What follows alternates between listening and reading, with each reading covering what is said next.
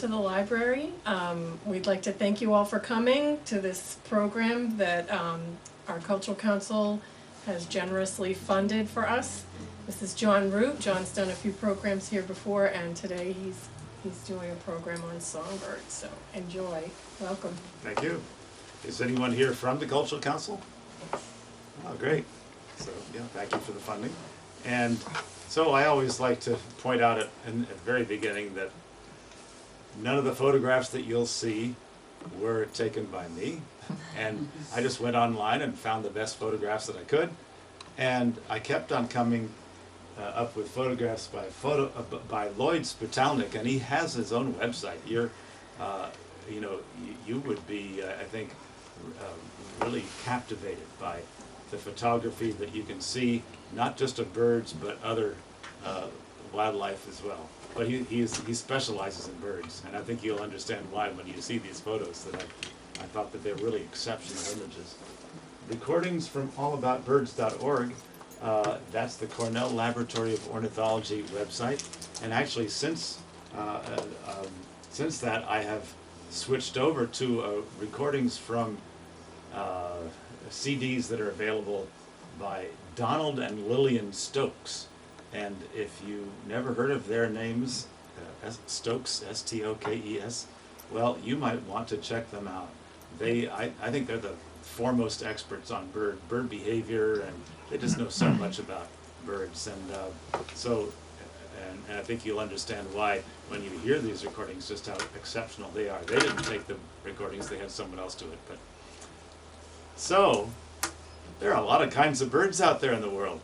Every one of these is an order of birds. So the first one you see, Struthioniformes, ostriches, emus, kiwis, and allies. You don't see too many of them in New England. But you got the idea. Every one of these orders ends with formes. And you go all the way to the bottom. And of course there'll be a quiz at the end, right? You go all the way to the bottom. Passeriformes are the true songbirds. And they're called passerines for short, perching birds. And now we're not saying that other birds don't make pleasing sounds. They might even sound like song to us. But ornithologists say there's only one group of songbirds, and those are the passerines. So how do you know if you're looking at a passerine or if you're listening to one? Well, first let's look at the family tree of birds. Isn't it fascinating now? We're seeing, in this case, the passerines at the top. Look at passerines and parrots. More closely related to each other than they are to any other birds. They share a common ancestor in the not too distant past. And falcons are also fairly closely related to them, but not the hawks and eagles, just the falcons. And, so there you are. I mean, I find this really interesting to see how closely related some birds are, and hummingbirds and swifts, for example. So, what is a passerine? Well, an isodactyl toe arrangement means 3 in front, 1 in back. And that's great for perching. And in fact, songbirds, when they sleep at night, and they sleep on a perch, you wonder how in the world, why don't they fall off? Well, as their legs sink down, they relax, their legs sink down, their claws grip even harder. They can't help themselves. It's just an automatic reflex. Just the way, the way their bones are arranged.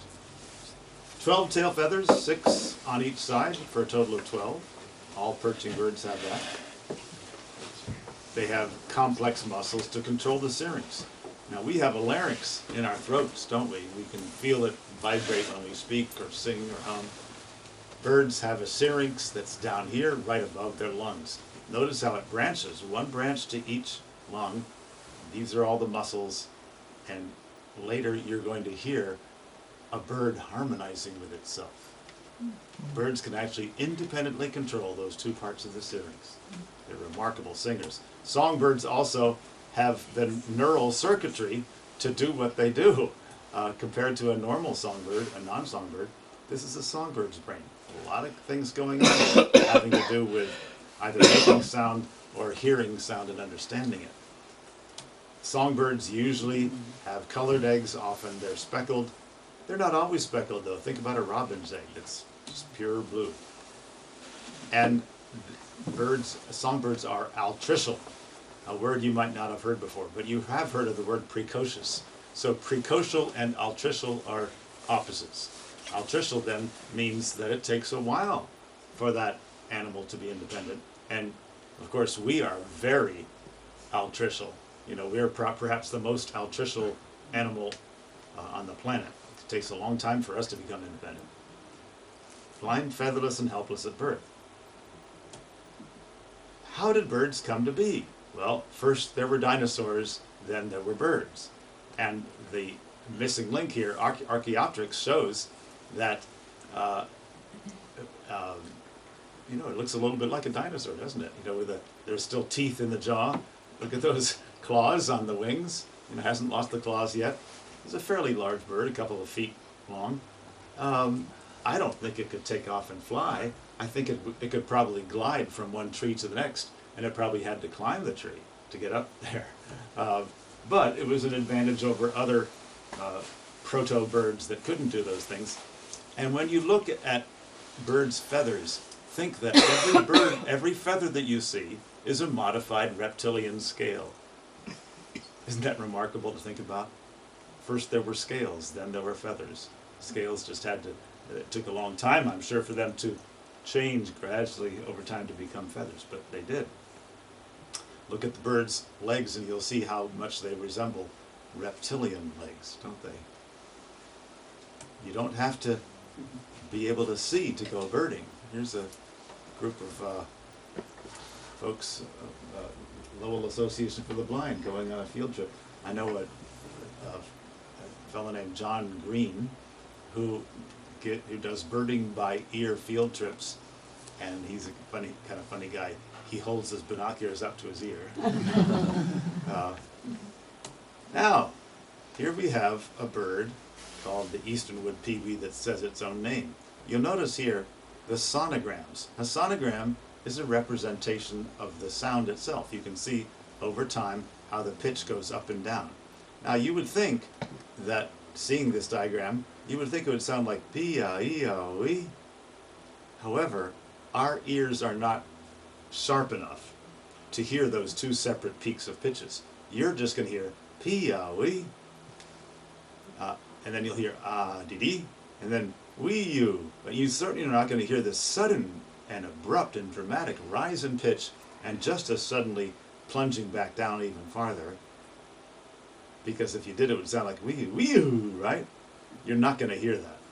So,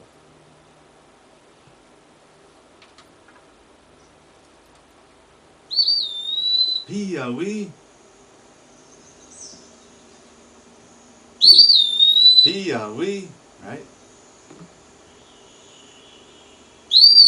Wee-you, pee-a-wee, ah-dee-dee, wee-you. That's the peewee.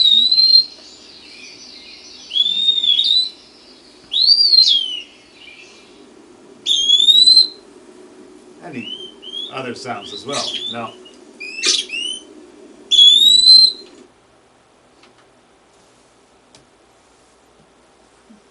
there's a peewee. Looks like it barely fits on that nest, doesn't it? Sometimes it's adorned with lichens for camouflage. Here's another bird that says its own name, the eastern phoebe. Sounds kind of like a rough Phoebe, Phoebe, Phoebe.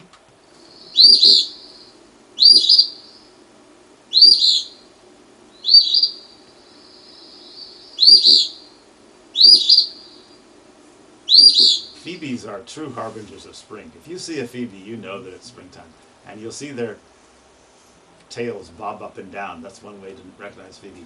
I'm curious, by the way, how many of you think of yourselves as birders and have a pretty good recognition and knowledge of our local birds? I see a show of hands.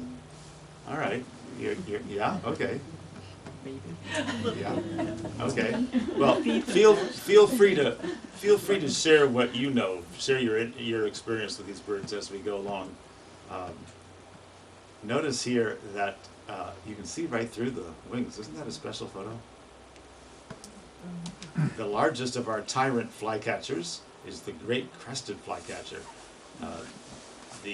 On the Cornell Laboratory of Ornithology website, the All About Birds website. By the way, you can go to that website and just click on the, do a search for the bird that you're curious about, and you can hear it sing, and you can learn some interesting information about it. This is our largest of the tyrant flycatchers, and it has a very strong rising weep, weep, weep, weep, weep, weep, that kind of thing. This recording doesn't quite do it justice.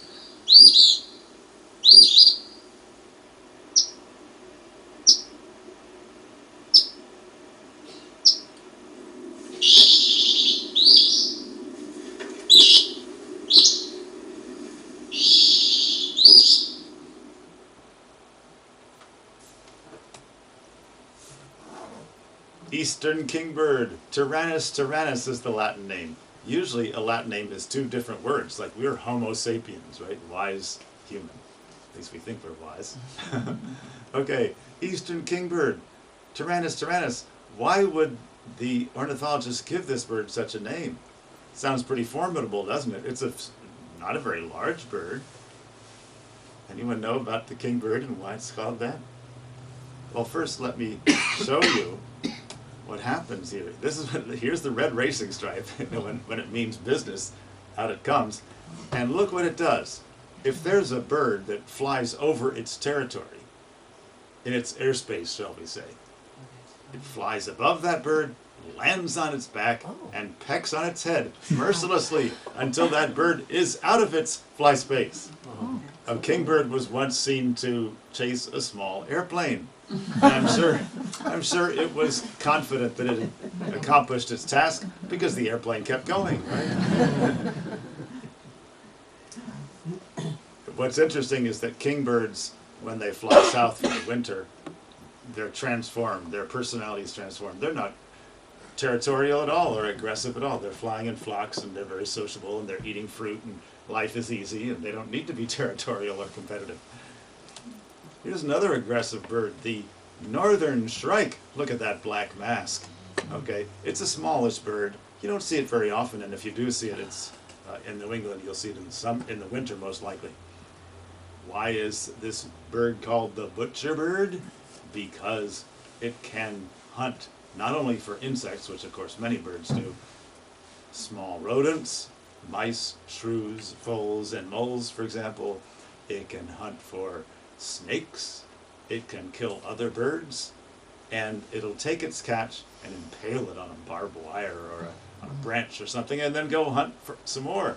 So there might be several of these corpses waiting for processing. Right? Yeah. Is that like a little hook on its bill? What is that? Oh yes, that is a hook. Okay. And that's so. Even though it's a small bird, it has the equipment to be a hunter. Okay. Mm-hmm. Red-eyed vireo is the bird that has the record for the most songs sung in one day. I mean, it's relentless. It keeps on singing. Here am I, where are you? Here am I, where are you? And let's see. Here am I, where are you? Does that sound familiar? Because if you go for a walk in the woods, good chance you're going to hear this bird carrying on again and again. It's not a very entertaining or interesting song. Pretty monotonous. But boy, is he determined to let his presence be known.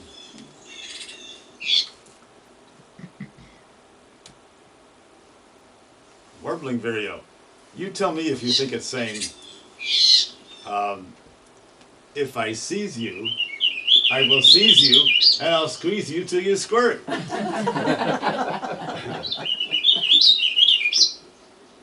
I don't know. That takes some imagination to hear that.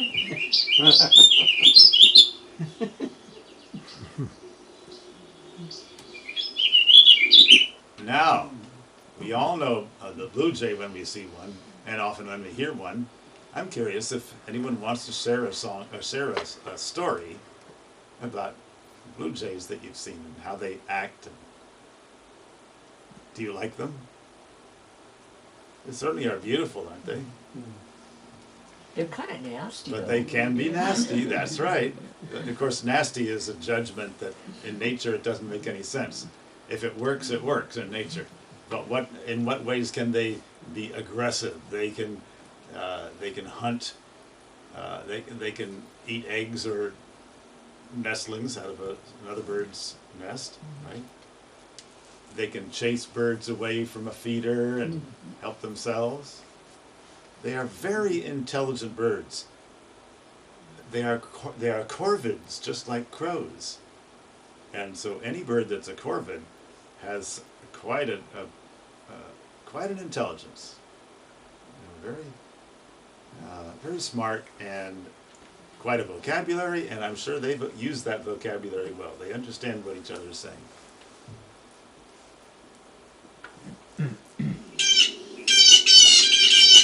That sounds a little like a crow, doesn't it? Okay.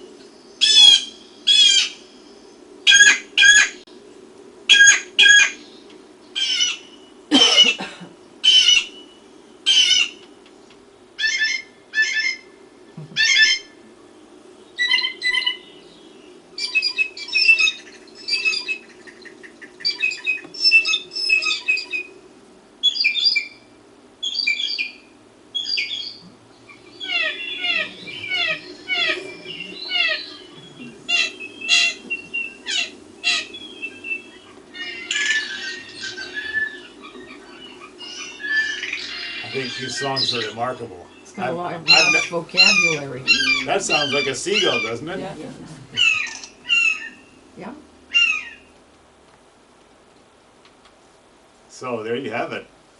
Here we have mom and dad feeding the chicks. Sometimes their older brothers and sisters will also feed the chicks. You know, an earlier brood, if they're not old enough to be having, babies of their own, why not help mom and pop? Crows do this as well. And here we have crows. Who wants to share a story about a crow? I'm sure you know about.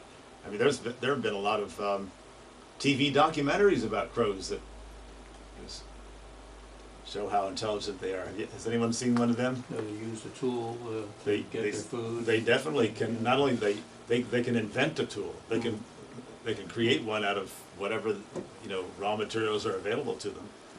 Roll up a piece of paper and then put it in their beak and use it to get something out of the cage and bring it closer to them. And oh yeah, they're definitely thinking. They're problem solving. They have 5 years of face recognition.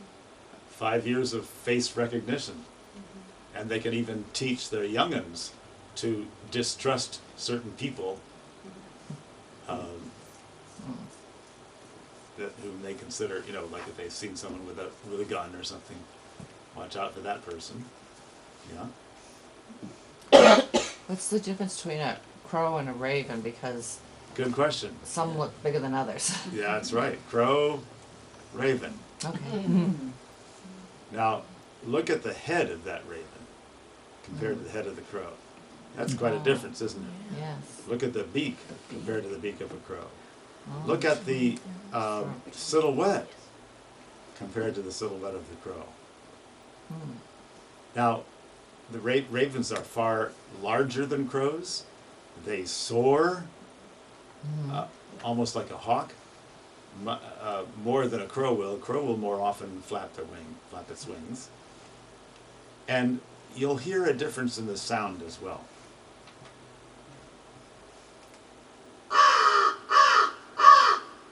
This is a crow.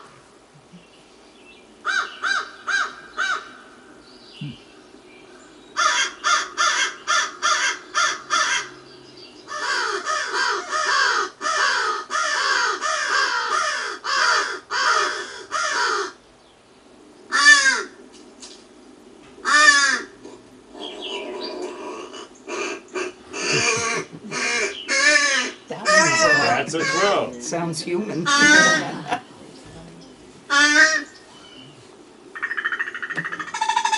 That's also a crow. Most of us have never heard these sounds before, right?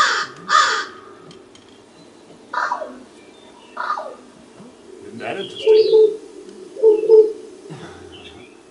That's not a crow, is it? It is a crow, It everything you is? heard. And that's only a sampling of what crows can do. Okay? I've heard it said that a pair of crows can sound quite romantic when they're together. You know, they'll be softly cooing to each other. And there's no question that crows are very emotionally attached to each other. They will mourn the passing of one of their own. You can see that they're quite distraught if a crow dies. They love to just explore and experiment. You know, well, I hear in Russia they've had problems with crows. Sometimes crows like to drop rocks on the surface of water and watch what happens and watch the ripples. But they also, when they see a building with glass on top, well, they'll drop a rock on that and shatter the glass. They've had a lot of problems with that. A funny story about Russian gray crow. Perhaps you've seen this video. This YouTube has had a lot of hits. Picture, in the winter, there's snow on the roof. A Russian gray crow has a lid, and it puts the lid down at the top of the roof, upside down, steps into the lid, and slides down the roof, and then picks it up in its beak and flies back up and does it again, and up and then for a third time, and then flies away with the lid in its beak. In fact, crows are often seen to just do body surfing, like slide down steep snow embankments or down a steeple or that sort of thing. Crows are known to be hoarders of shiny things, kind of like a dragon, right? They like to find shiny things and secret them away, have their own private stash. Why is a group of them called a murder? Why are they? I don't know why they're called a murder, but I think it has something to do with the fact that people are suspicious of a black animal, for one thing, and, well, I think humans have always known how intelligent crows and ravens are, and so we can imagine them being sly and devious, and indeed they are. Now, there's a long history of ravens and wolves being partners in hunting. You know, the ravens will point out the game to the wolves. It's to their interest, because if the wolves are able to catch the prey, then the ravens can join in the feast, right? And the wolves definitely pay attention. So that goes way back.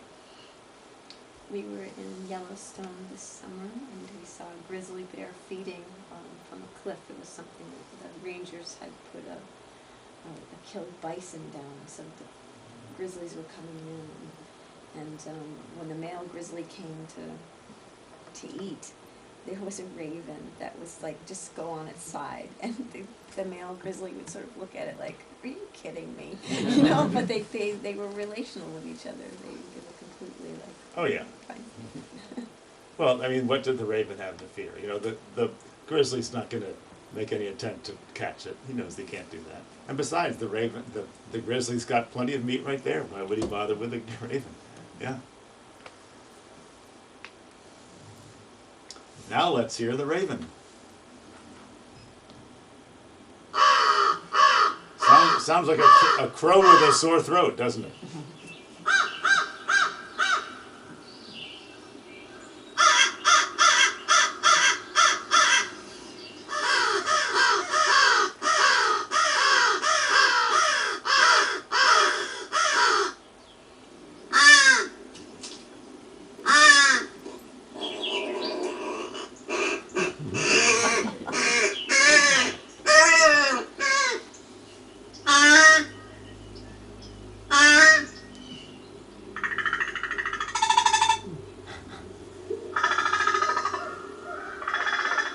Can you imagine being able to make these sounds? It's hard for me to imagine.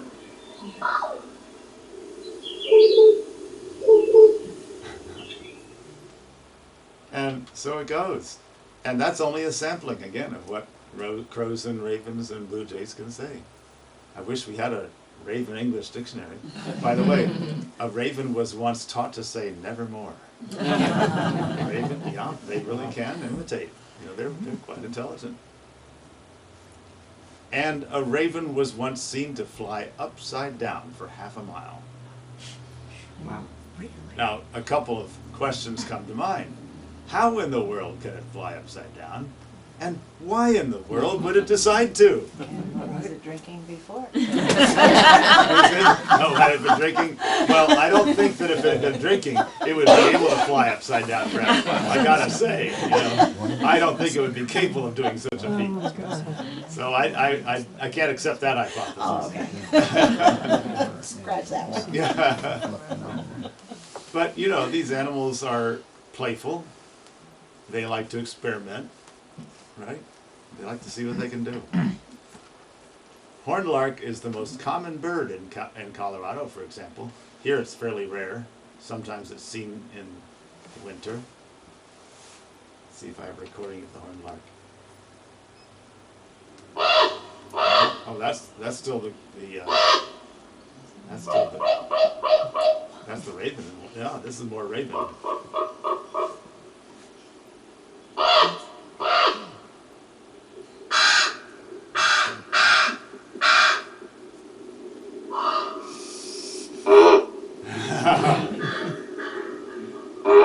You know, ravens don't like crows very much, and they'll chase them out if they can.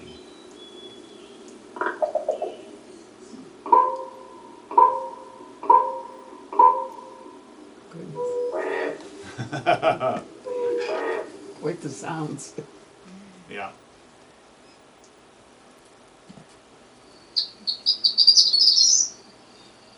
Horned lark. High musical tinkling notes. And now, purple martins. Here are accommodations for purple martins. And you can learn all about purple martin houses at the New York State Purple Martin Project.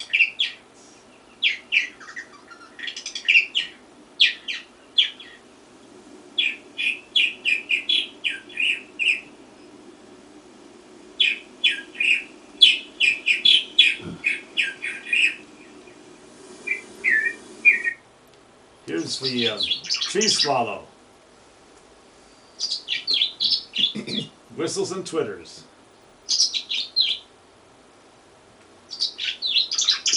Iridescent blue plumage.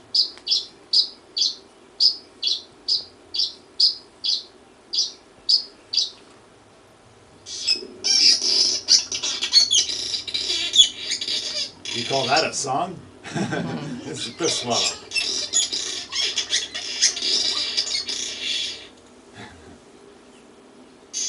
Are you impressed with the construction of the nest here? No, Yes. of course, think about it. They don't have any hands. The only thing they have to work with are their beaks.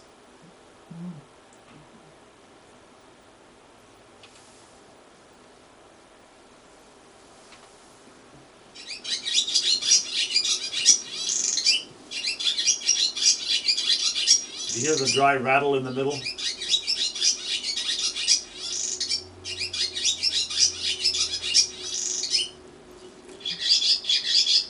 Swallows are songbirds, but swifts are not.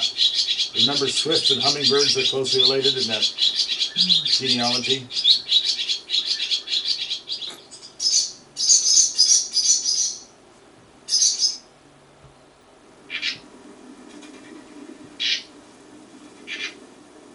Interesting solution to finding a place to rear your young. Why bother building a nest if you can just drill a hole in the side of the riverbank?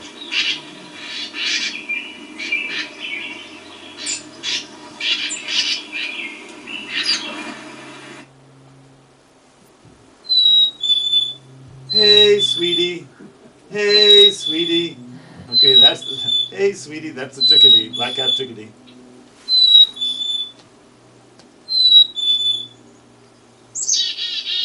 Chickadee, dee, dee, dee. That's a scolding.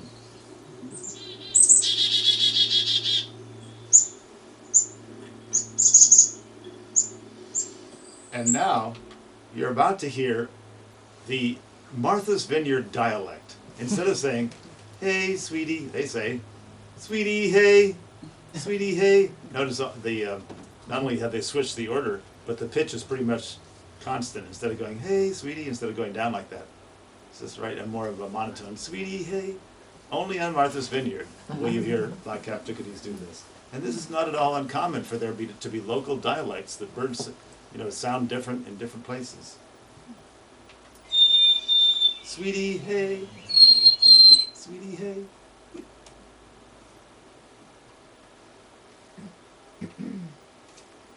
Has anyone ever tamed black-capped chickadee and gotten it to eat from your hand? You can go to the Ipswich Wildlife Sanctuary, and all the birds are pre-tamed. They don't even, they don't have to recognize you. They'll just come to your hand as long as you have. And it's not just the chickadees; it's the nuthatches and other birds too. Tufted titmice. Speaking of tufted titmice, here we have now. By the way, a black-capped chickadee is a titmouse. So those two are related: the black-capped and the tufted. And if you hear a bird saying "Peter, Peter, Peter, Peter, Peter," you're listening to a tufted titmouse.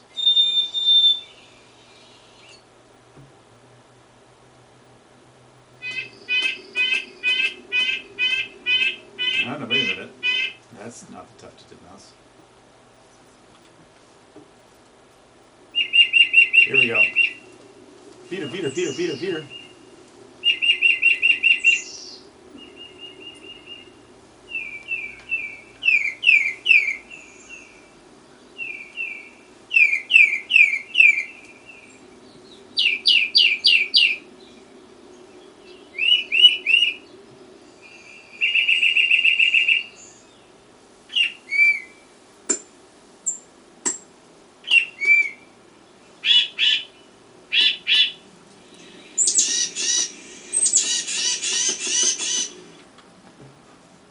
Tufted titmice like to put hair and fur in their nests. And if they can't find any lying around, they think nothing of dive bombing an animal and yanking it out of their hide. Any animal of any size. Bear, fox, deer, whatever. And a woman told me that she was just lying outside in our lawn chair one day, and suddenly she felt a bird land on her scalp, yank hair out of her head, and fly off with it. When people groom their pets or their dogs or cats, they put the hair out there, and that's the nice thing to do. Now, the red-breasted nuthatch. This is a small bird, but boy, does it have a big sound.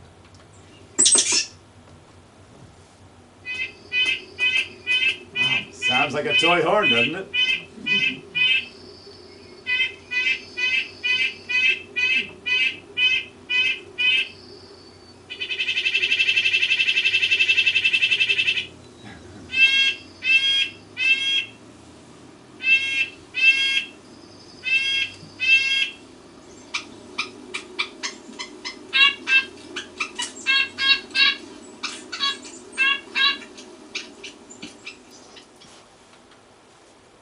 Red-breasted nuthatches will line their nest cavities with pine rosin just around the perimeter, both the inside and the outside, to make it more difficult for an intruder to get in. How many of you have seen red-breasted nuthatches recently? Okay, yeah. There aren't as many, excuse me, as there used to be, though. Am I right? They're not quite as common. Here's a funny bird, the upside-down bird. You see white-breasted nuthatches go down a tree. And why do you suppose they do that? They're looking for food in the cracks of the bark, right? And this one has been successful in its search. Unusual markings for a bird, that black racing stripe down the center of its head. What, says the white-breasted nuthatch.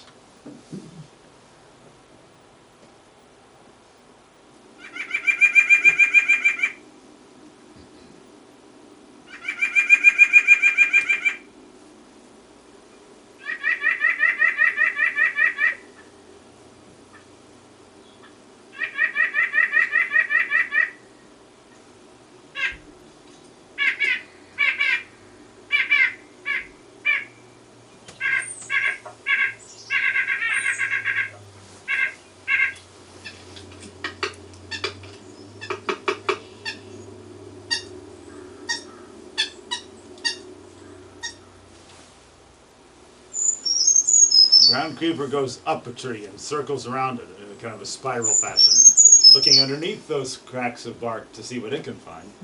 They are not nearly as common as the white-breasted nuthatches. Has anyone seen a brown creeper? Small bird, fairly long, curved beak, well camouflaged.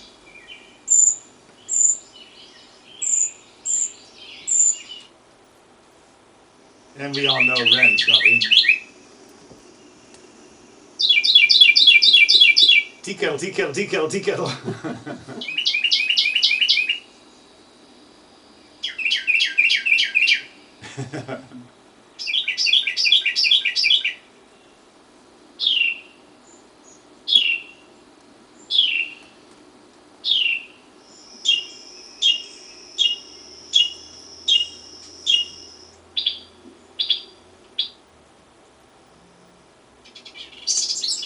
House wren.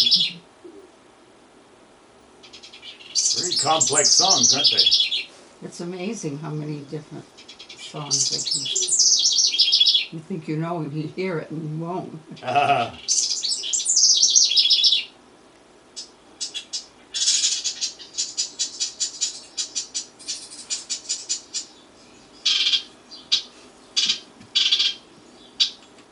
Now, before I play the song of the winter wren, I want to show you the song of the winter wren.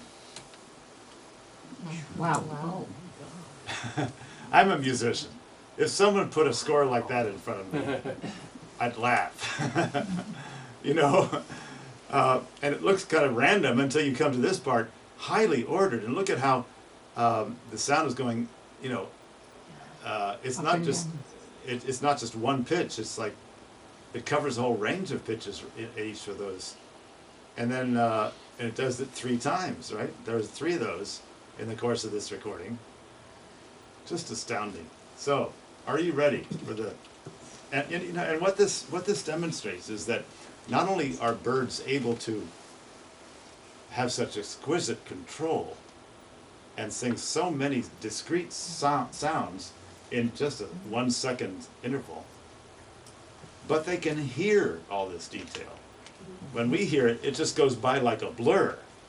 But the birds, I'm sure, you know, in this case, the female winter wren, she's got to be quite impressed. And that's my theory, right? That's my theory about why birdsong is so complex, because the females appreciate it, and the females recognize that a male that's capable of doing that must have something on the ball.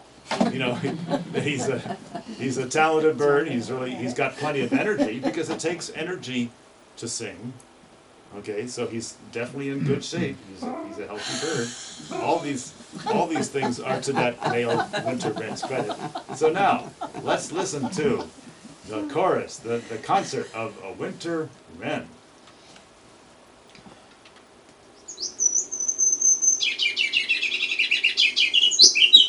No, that's not it. Wait a minute. I think I must have missed it.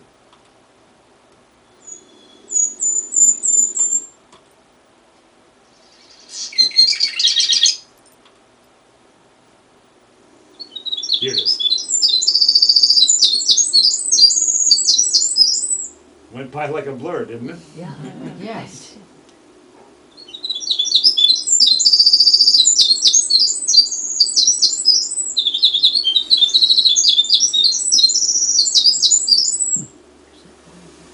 And I'm sure not every winter wren is going to sing exactly this score. You know, they probably have their variations. And not to be outdone, we've got the marsh wren.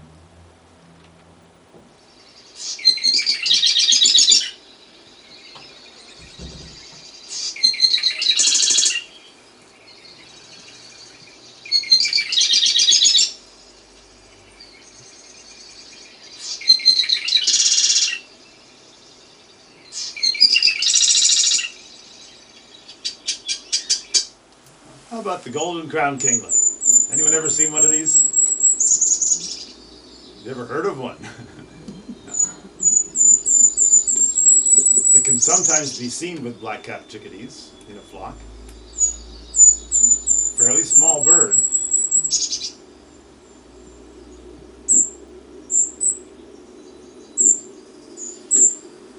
And then there's the ruby-crowned kinglet. Listen to this beautiful song.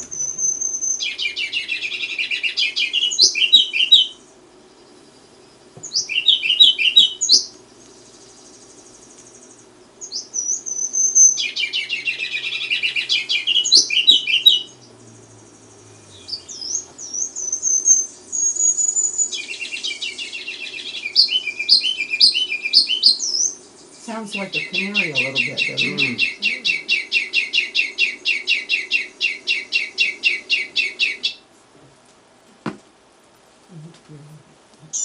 Blue-gray gnatcatcher.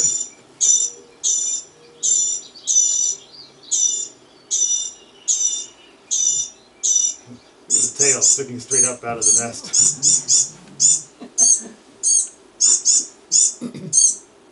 Also that white circle around the eye, that's pretty distinctive, isn't it? So that's a pretty complex song, isn't it?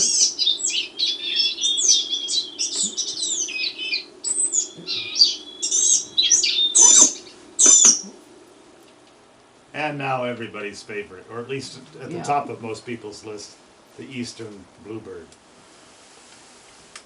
A bluebird is actually a thrush. It's a small thrush. And bluebirds are, they can't nest just anywhere. They need a hole the right size. If the hole is too big, a starling is bound to get in there and use it instead. Those house sparrows can be a pain, you know, and house sparrows are not protected, so you are free to do with whatever you choose with that house sparrow if you can catch it. Bluebirds and tree sparrows often can share nests and get along quite well. As a matter of fact, if you have a couple of bluebird houses fairly near each other, and if you have a tree sparrow in one and a bluebird in the other, the tree sparrow will patrol the area and help protect the bluebird nest. So, so don't worry if you have a tree sparrow taking at least one of those bluebird boxes. It's interesting that that beautiful blue feather, if you take a feather and just, you bring it inside, put it on the table, it looks gray. You wonder why, but it has to be in the sunlight, it has to be reflecting the light just so, in order to look blue. You'll see that resplendent plumage is seasonal. This is the spring, this is the courtship plumage, this is later on in the fall, and here is the female. And here is the song of the bluebird.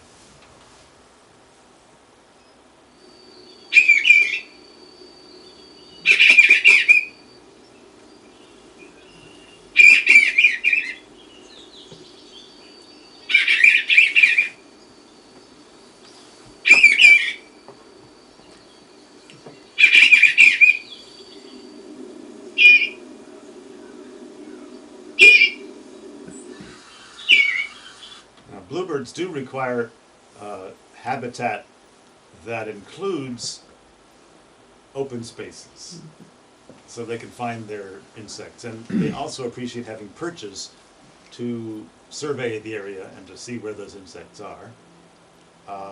You don't want them to be too near the woods because wrens are likely, that's wren habitat, and the wrens are likely to take over those boxes. So it's good to have their boxes out in the open to some extent.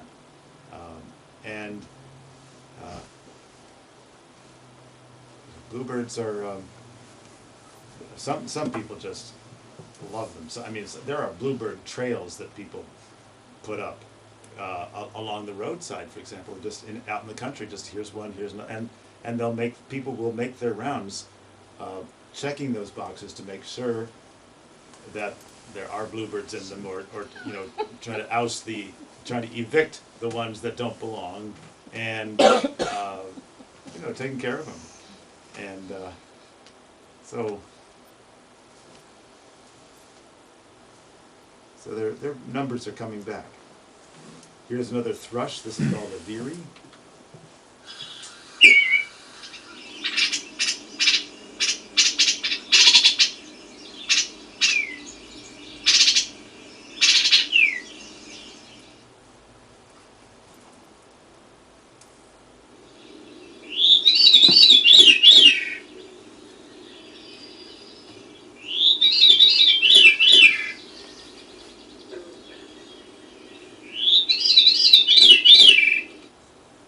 hermit thrush.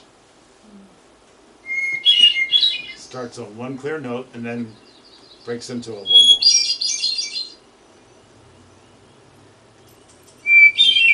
Notice how that note is always different. Sometimes higher, sometimes lower.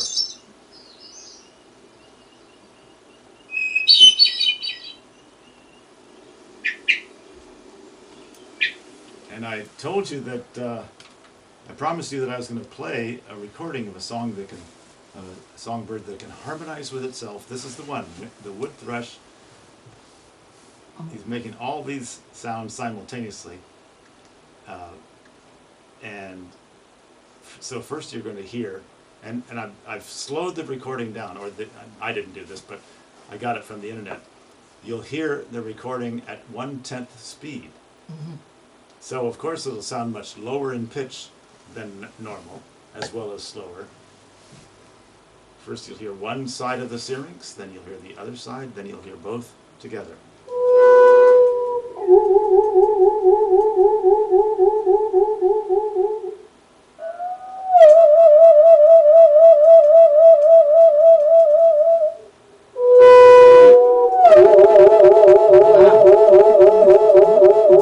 That's amazing.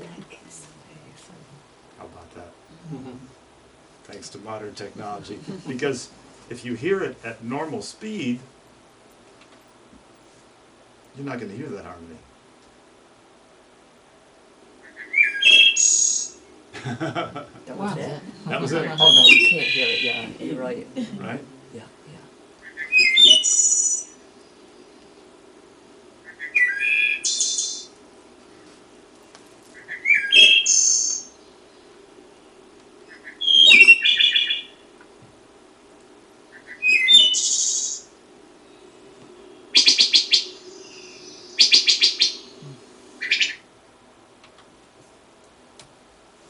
And would you believe that the robin is also a thrush? Its song is not nearly as captivating as the other thrushes, the bluebird and vireo and hermit thrush, but it's a thrush.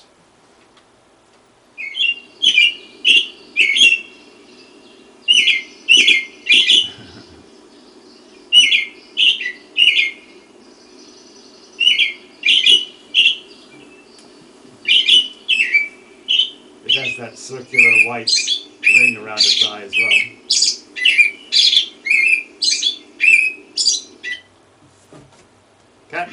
Catbird rather. Catbird has a lot to say, doesn't it? You can get pretty close to a catbird, sometimes almost within arm's length. They're pretty bold.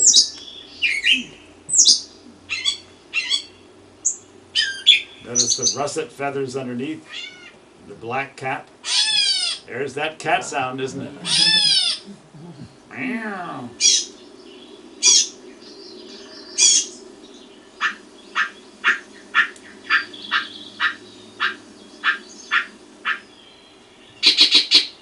You get the idea.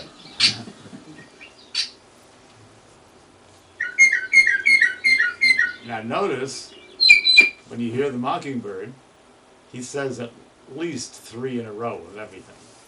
Sometimes more. Sometimes 4, 5, or 6 in a row. But 3 is the typical number. So both the catbird and the mockingbird are in the Mimidae family, the mimics.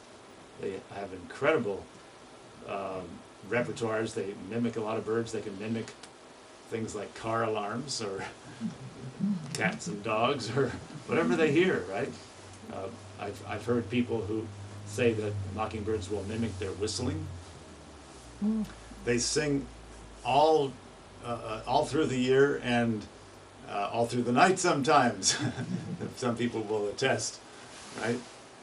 And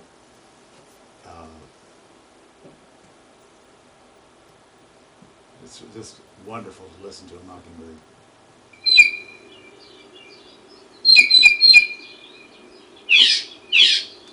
They can be quite aggressive birds. They'll dive bomb a cat. They'll dive bomb a human if you're too close to its nest.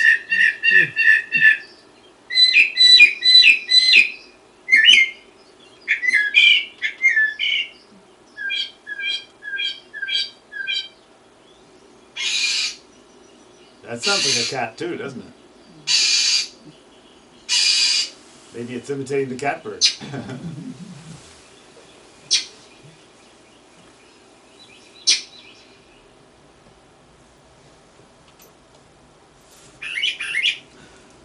Thrashers, almost always in pairs.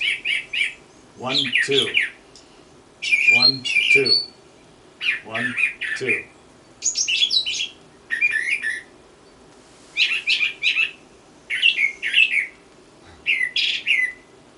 So the brown thrasher is another one of the mimics. Not nearly as common as the mockingbird or catbird. Has anyone seen the thrasher recently? Or at all?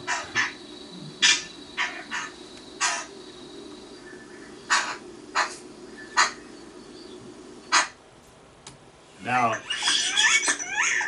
you may not be fond of European starlings, and I will understand if you're not, but you can't deny that they are talented vocalists.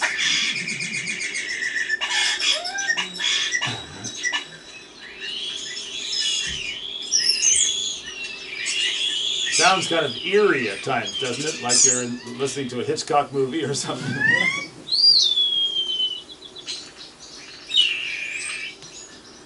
That sounds like a hawk, doesn't it? Starlings are related to minor birds. And we know minor birds can learn to talk, right? So I'm sure starlings could too.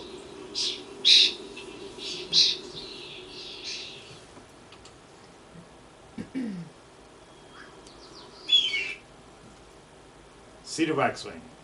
High-pitched song. Cedar waxwings love fruit. They'll descend on a fruit tree, eat all the fruit, just consume it all in one fell swoop, and go on to another one.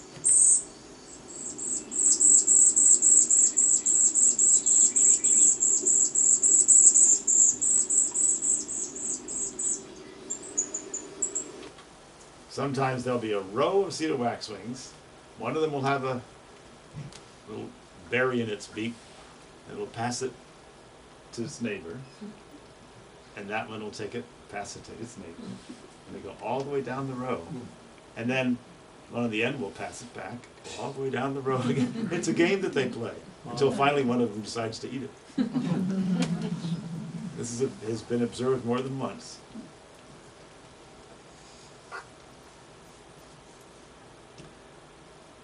Bohemian waxwings are less common around here. You have better luck finding them farther north. Now, oh, and I think I do have a recording of the Bohemian.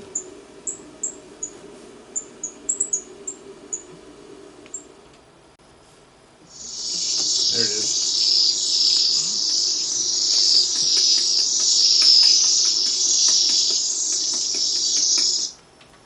So there are many kinds of warblers that one can find in New England. They pass through on their way, when they're migrating.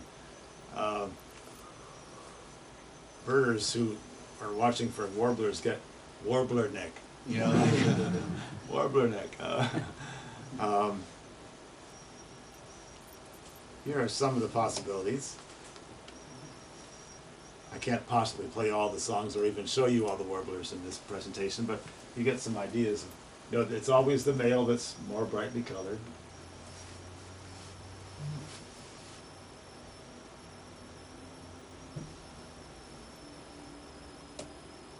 Let's listen to the chestnut-sided warbler to give you an idea.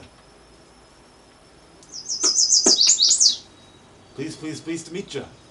I don't know why these birds are called warblers. I think they should be called squeakers. They're not warbling at all. No.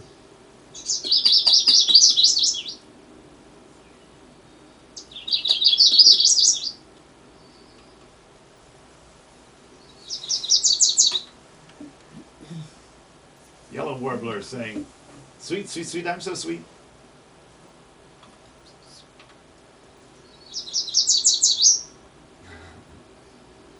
Sounds a lot like "Please, please, pleased to meet you," doesn't it?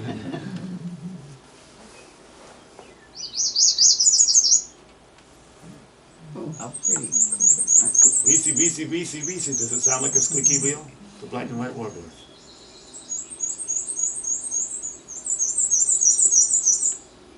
In this case, the females and males look pretty similar, don't they? Very. How about the common yellowthroat? Wittity, wittity, wittity.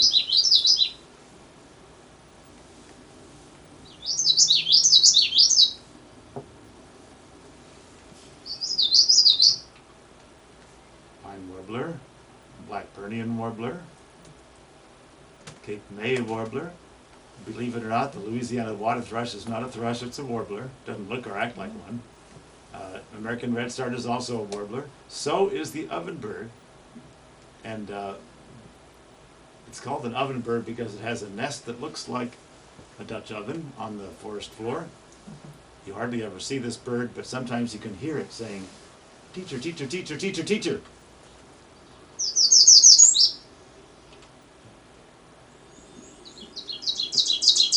Getting louder and louder and louder and louder and louder. Teacher, teacher, teacher, teacher, teacher, teacher, teacher.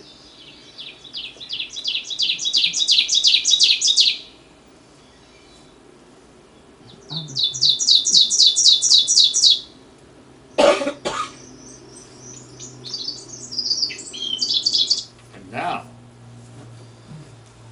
if you hear a robin that sounds like sounds like it has a sore throat,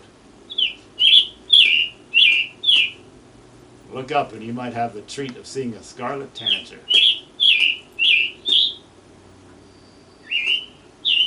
And yes, this is the same species. Female, male, don't look anything alike, do they? No. She's all about camouflage, he's all about being showy. Typical male.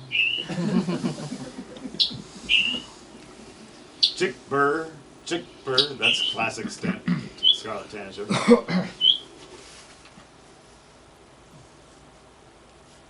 Rufous-sided towhee, drink your tea.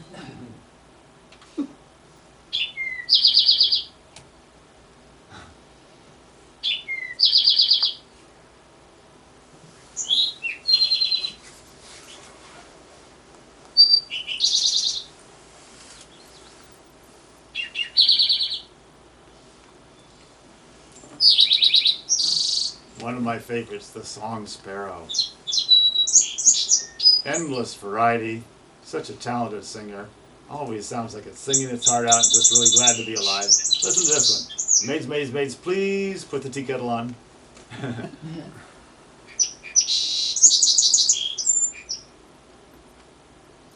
How in the world it makes this sound, spanning those pitches simultaneously, I have no idea.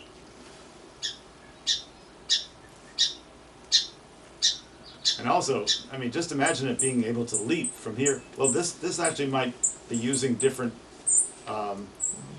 different parts of its syrinx, right? One, the left and the right, answering each other. Oh, sweet Canada, Canada, Canada.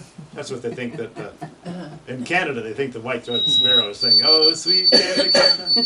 Of course, here we think it's saying, old Sam, Peabody, Peabody, Peabody.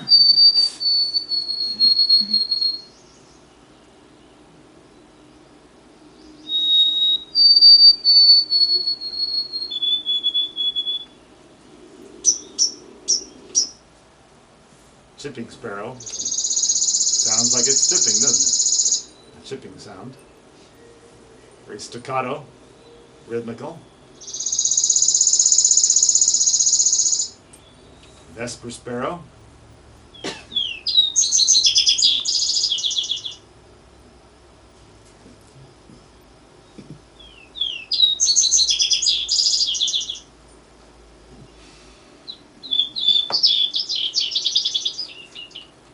Fox sparrow, fairly large sparrow. You see it scraping on the duff, just try to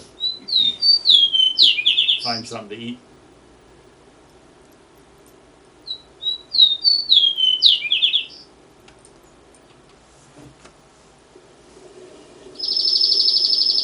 You hear water in the background, but that's the dark-eyed junco.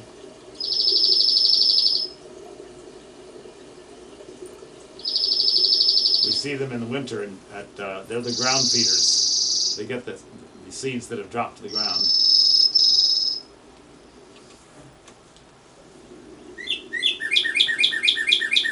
Female cardinals also sing, but they sing different songs.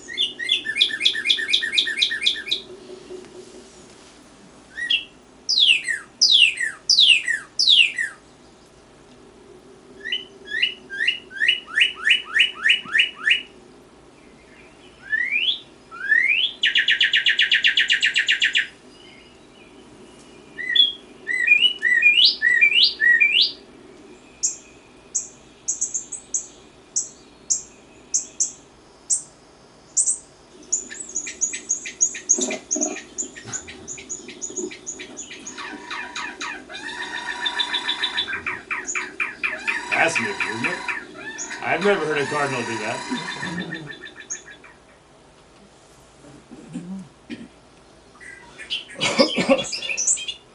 This rose-breasted grosbeak sounds like a robin that's taken singing lessons, doesn't it? So he looks handsome, he sings, he sounds great.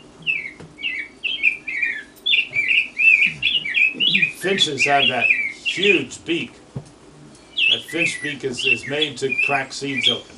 Very powerful beak.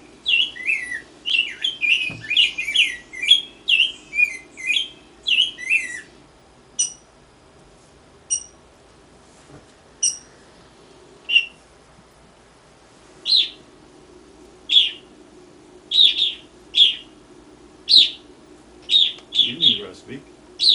And now, indigo bunting.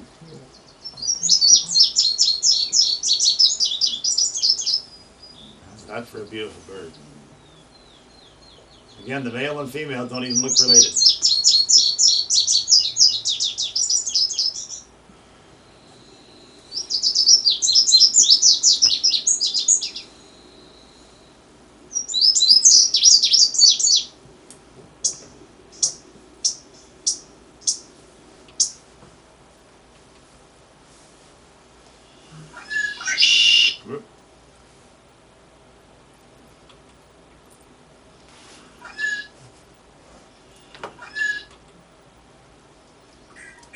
Here we go, bobolink.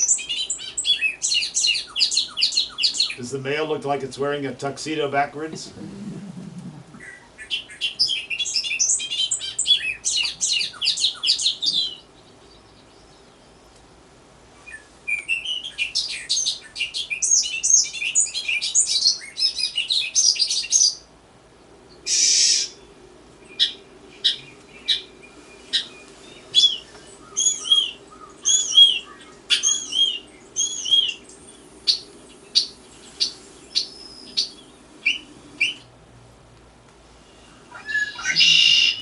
Unmistakable song of a red-winged blackbird. You might not think of it as a song, but it is.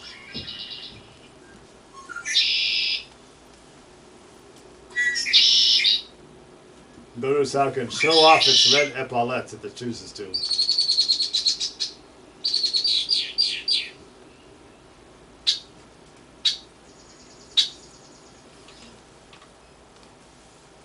Spring of the earth.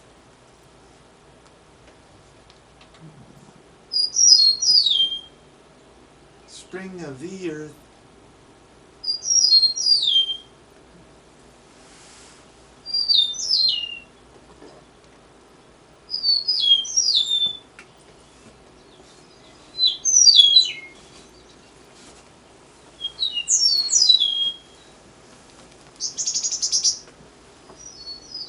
Another bird that is not nearly as common as it used to be. Requires fields that don't get mowed. Or not too often at any rate. Now,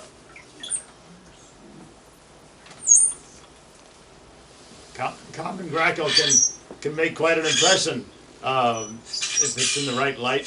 That dramatic contrast of the white eye, the black pupil right in the middle, that iridescent plumage on the head. I often see grackles near water. And sometimes you see large flocks of them descend on your lawn and then for no apparent reason just suddenly fly off.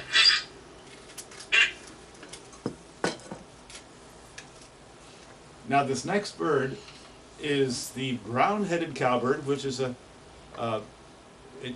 practices brood parasitism. What that means is the female brown-headed cowbird doesn't know how to build a nest, neither does the male. They don't know how to raise their own young. They trust other birds to do that. So they lay their egg in the nest of another bird and go on their merry way. And that egg is very fast to mature. It's a big nestling. It can actually push the other eggs out of the nest of the bird, belonging to the bird that it's about to be raised by. And then you have something like this happening. That's the sparrow. That's the adoptive sparrow, if you please. I mean, of course, it has no idea what it's doing. It just thinks, well, it must be my baby because it's in my nest, right? But it's twice the size of it. However, not all birds are so easily fooled. In fact, some birds will build a new nest on top of the old one, killing their own eggs in the process, mind you, just because they refuse to raise that imposter egg and the nestling that's going to come out of it. Now, when you hear the song of the brown-headed cowbird, it sounds like it's a pebble being dropped in water.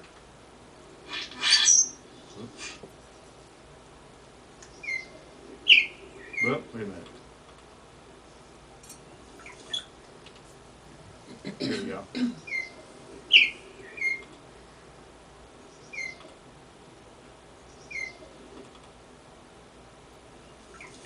There it is.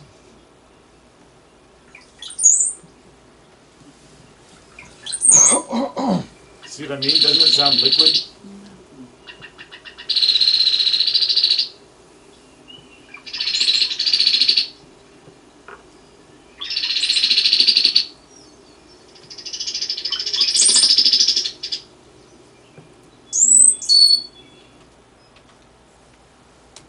One of my favorites, the Baltimore Oriole.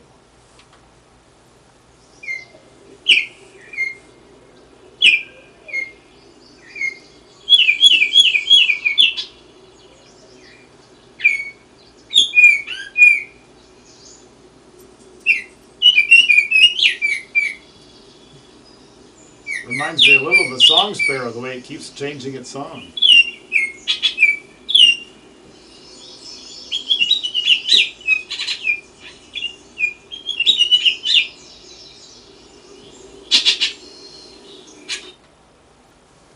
Finches. Here's the purple finch.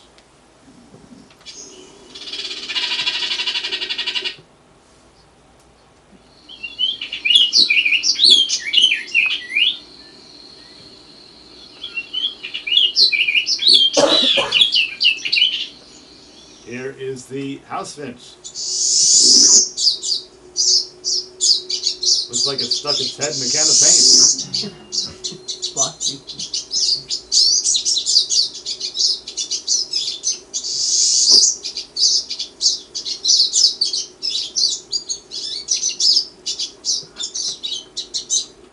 And listen for potato chip, for the American goldfinch.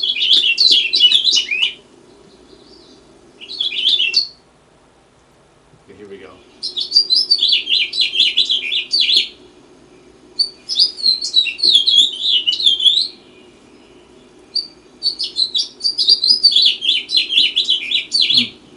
think I might have the wrong recording.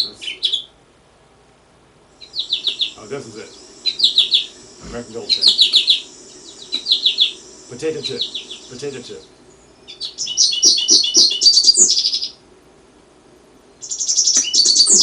The males are not always so brilliantly yellow. It's just like the bluebirds. They're not always so resplendently blue.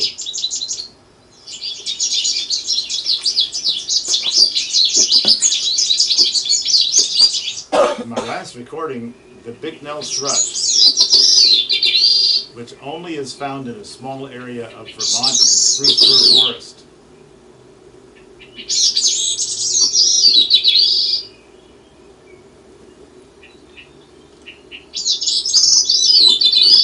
And there are other birds up there that we won't see. You know, the gray jay, the boreal chickadee. We won't see them down here. What forest did you say they were up in The Vermont? spruce and spruce fir boreal boreal forest Oh. songbirds. Oh, it's right there in front of you. Mhm. Okay, thank you. So let's think about now what we can do for birds. Provide a lot of habitat that resembles what they'll find out in the wild. They don't like lawns that are too well tended, if you know what I mean. So if there's a lot of variety, a lot of different kinds of plants, deciduous and evergreens both, and this is not very welcoming to a bird, is it? In fact, think about lawns. If you do have a lawn, of course, there are different ways to care for a lawn. It doesn't have to look picture perfect like the magazines, and there are certain ways that you can. There are certainly ways that you can tend a lawn organically. You don't need to add all those chemicals to it. In fact, you could even decide to have a wildflower meadow. I won't pretend that it's easy to do that, though. You might need the help of an expert because it's a project to get it going. But once you have it going, it's going to need a lot less labor on your part, isn't it? Now let's talk about sheet mulching, lasagna gardening. Has anyone ever done this? In other words, if you want to, if you want to transform part of your lawn, if you think you have more lawn than you need, you want to plant some things in it, you don't need to use a rototiller, you don't need to use a shovel. Just cover it with cardboard and soak it, and then cover it with other layers of organic matter. In this case, hay and manure or organic or compost, and cover it, and the very top layer is mulch. That's why they call it sheet mulching. So that can be straw, leaves, other seedless mulch. Composting is great to do, and to plan your garden. There's no garden that doesn't appreciate compost. So here's some landscaping for birds ideas. Create a songbird border. Plant long-lived native trees. A brush pile. Rake the leaves under the shrubs instead of getting rid of them. Remove invasive plants. Reduce your lawn by at least 25% to create a meadow. Clean out old bird and mouse nests. Create a bathing and drinking pool. Clean tube feeders. And keep your cat indoors if possible, because cats certainly are good hunters and do damage to bird populations. Here's an example of a tree that birds love, an oak tree. There are just so many insects in that tree that birds can help themselves to and get nourishment from. Another one of their favorite trees is the mulberry, and I know why, because those fruits are delicious. You'll see so many different kinds of birds flock to a mulberry tree. Here's another bird-friendly tree, the black tupelo. Juneberry, they love these, and so do I. Likewise, the elderberry shrub, which has these berries. Wild raisin or nannyberry, it's one of the viburnums. Gray dogwood. Look at migrating songbirds appreciate this one. Red osier dogwood, that's quite a list of birds that'll come to this plant. And they provide nesting habitat as well. White dogwood attracts winter songbirds. Hawthorn is another one. Crabapple. Holly. Northern bayberry, great for winter because they hold on to those fruits all winter long. Same for juniper. Chokecherry, many birds appreciate them. It's kind of a weed tree, actually. A black cherry, both of them. Spruce, pine, bearberry, wintergreen. And now here's a fellow, Ernest Harold Baines, who was a champion of, they're actually called, what we call buffalo. They're actually technically bison. And he decided that he would create sanctuaries so that they wouldn't all be killed off. And he had the same idea for birds. bird sanctuary in his hometown, Hamden, New Hampshire, and then that idea caught on, and people all over the country decided to have bird sanctuaries. By the way, that really is his pet red fox in his lap. Now we have Rachel Carson saying we use far too many insecticides, we don't know what we're doing, we don't know the damage we're creating. If she was still alive, she, I'm sure, would be concerned about all these different causes of mortality of birds.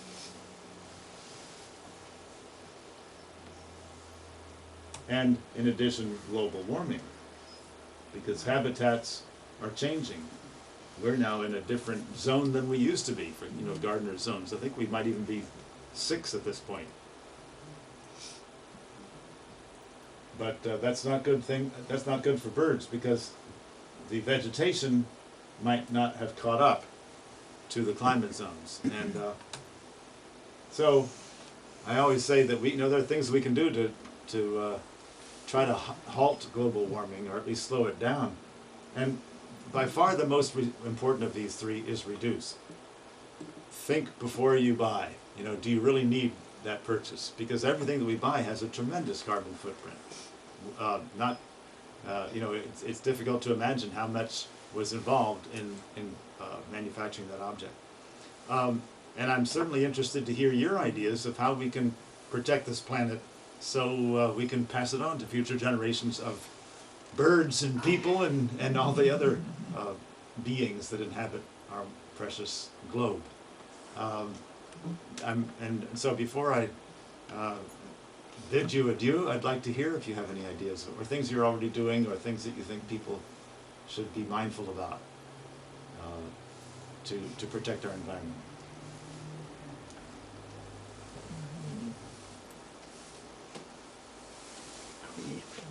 No. There's the light. Okay, so we didn't need these lights on, did we? The whole time, right? Turn off the lights whenever, whenever you can.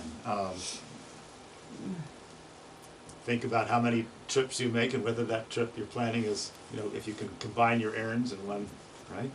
That's what I do. Grow your food. Excuse me? Grow your food. Grow your food, yeah. Grow your bees. That's good, yeah. Well, thank you for joining me. And Thank you. Very much. Very interesting. if you have any, I can briefly introduce the plants that I brought here.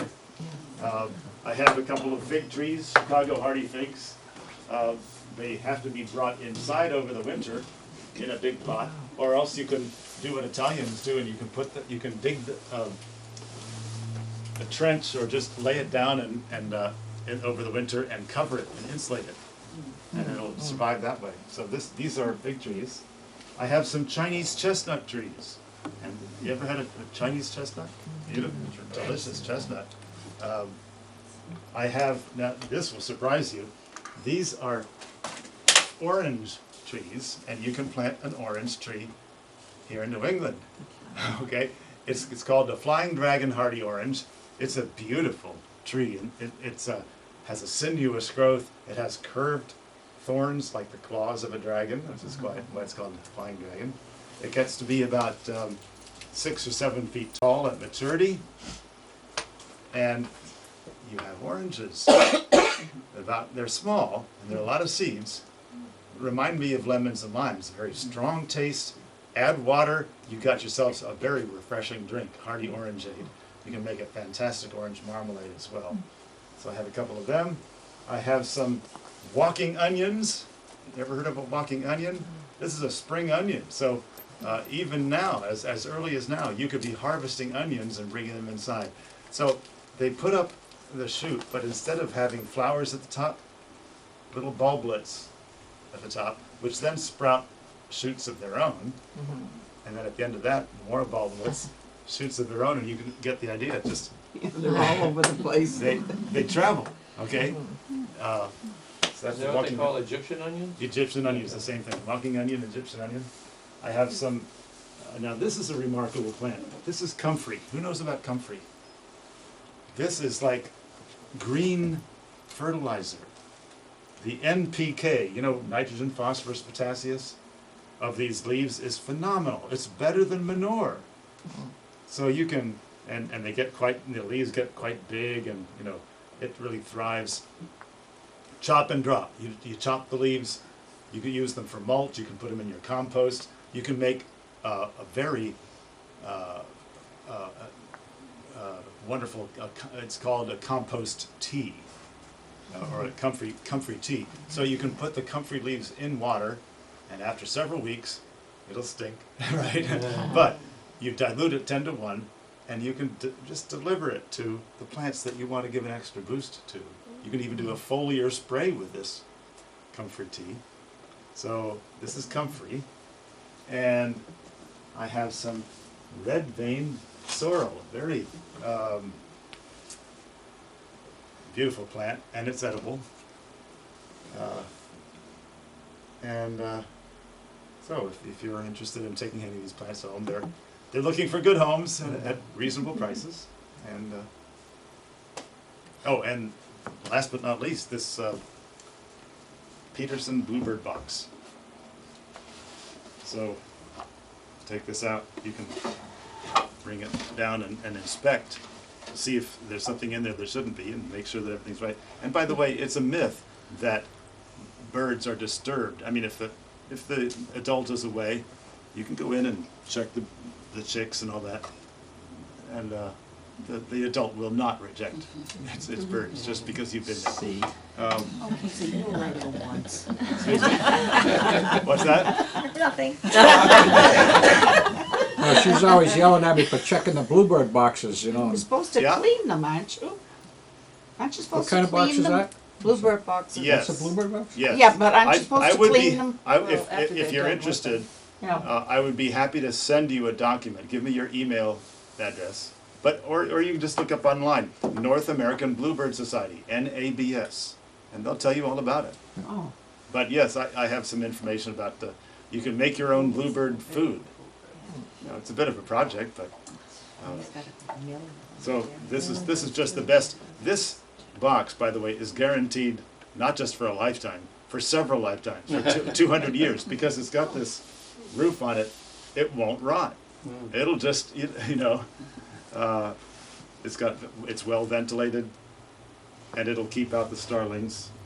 It has this oval hole. This is called a Peterson box, and so the bird can just perch right there and reach down and feed the birds. It doesn't even have to go in the box. It can just so for easy access.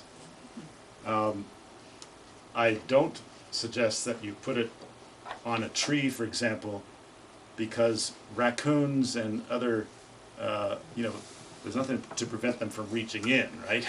And but on a pole is good. You could put it on a tree and have flashing around right below it, okay? Like a lot of this material flashing right below, surrounding the tree, which would prevent raccoons and cats and other animals from being able to access. And snakes, by the way, is another potential predator. So putting them on poles is a good idea, or on a tree if you protect it properly. So I'd be happy to send anyone who gives me your email address. I can send you instructions on Bluebird boxes, but this one is for sale. My first one.